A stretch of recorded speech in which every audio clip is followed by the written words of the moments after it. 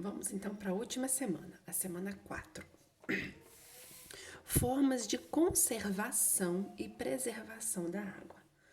Um fato que muito incomoda a maioria da população quando ocorre é o racionamento de água. Isso porque precisamos e utilizamos a água com os mais diferentes fins dentro do nosso organismo e fora dele.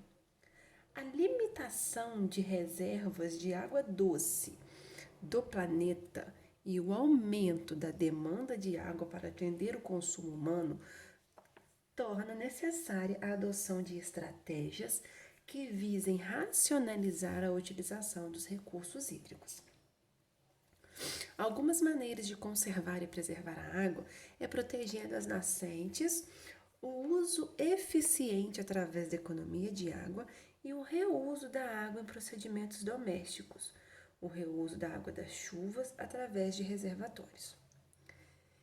Então, o que esse texto fala pra gente? Que em alguns casos, às vezes é preciso criar estratégias para estar racionalizando a água, ou seja, é uma forma de estar diminuindo o consumo. Então, o que se costuma fazer? Em determinados momentos do dia, a água é fechada.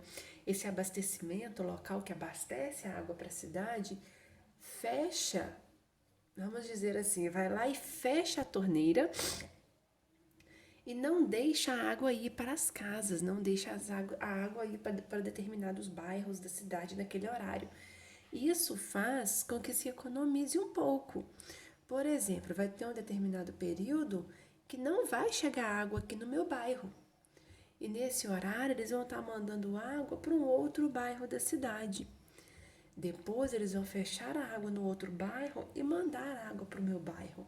Então é uma forma de estar racionalizando, segurando um pouco dessa água para não ir toda de uma vez e as pessoas gastarem tudo de uma vez. Então essa é uma maneira de estar também economizando, né? Fazendo as pessoas economizarem um pouco. Porque muitas das vezes, quando a gente tem a água livre ali o tempo todo, as pessoas vão só gastando. Agora, quando as pessoas veem que não está caindo água, que não está chegando água em casa, eles vão economizar. Porque se acabar toda a água que está reservada na caixa d'água, a casa vai ficar sem água. E outra maneira de a gente também estar fazendo a economia da água é reutilizando a água. Por exemplo, em casa, usou a máquina de lavar, pode aproveitar aquela água do enxágue da roupa para lavar uma calçada, lavar uma varanda, passar um pano na casa.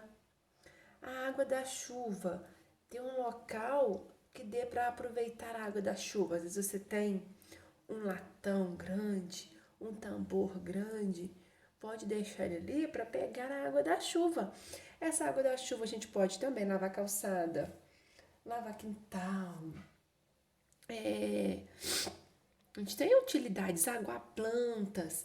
Então são formas de estar economizando e reaproveitando a água. Então vamos às nossas perguntinhas. Número 1. Você acha que a preservação da água é dever de todo mundo? Por quê? Cite 2 exemplos de reutilização da água em atividades domésticas. A tia já falou algumas coisas para vocês, ó. Vamos ler o próximo texto, a preservação hídrica na agricultura. É importante pensar que a agricultura é necessária para a sociedade, pois é a partir dela que se produz boa parte dos alimentos e também a maioria dos produtos primários.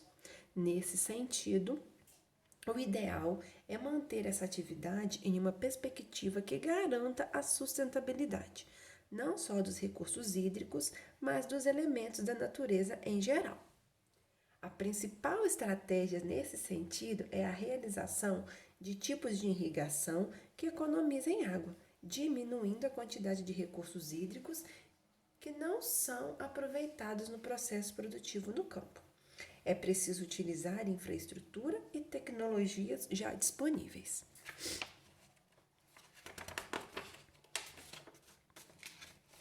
Uma das técnicas de economia de água na agricultura mais conhecida é a irrigação por gotejamento. em que o uso controlado da água propicia um melhor aproveitamento dos recursos hídricos disponíveis, diminuindo o desperdício e poupando as reservas. O princípio desse método é utilizar uma quantidade mínima de água que, como o nome indica, é despejada sobre o solo em forma de gotas, de maneira regrada e econômica. Outro método de irrigação que conhecemos, outro método de irrigação que economiza água é a microaspersão. Esse sistema é constituído pela instalação de pequenos aspersores responsáveis pela distribuição de água. Nesse caso, como eles encontram-se mais próximos do solo em que o normal, encontram-se mais próximos do solo do que o normal utilizado na agricultura, a perda pela evaporação é menor, embora menos eficiente do que o gotejamento. Então aqui nós vimos duas formas de na agricultura estar fazendo uma economia de água. Mas a principal delas é o gotejamento, porque como o próprio texto já disse, as plantas vão ser molhadas, o solo vai ser irrigado, vai ser molhado através de gotas de água. Então vai se gastar uma quantidade muito menor. O solo, as plantas vão receber a quantidade de água necessária, mas evitando assim o desperdício da água. Quais foram os exemplos citados no texto para a economia de água nas atividades agrícolas? Então, aqui vocês vão colocar o nome das duas técnicas que são utilizadas na agricultura para economizar a água. E assim nós fechamos as atividades de geografia do PET 7. Qualquer dúvida que vocês tiverem, pode estar entrando em contato com a tia, tá bom?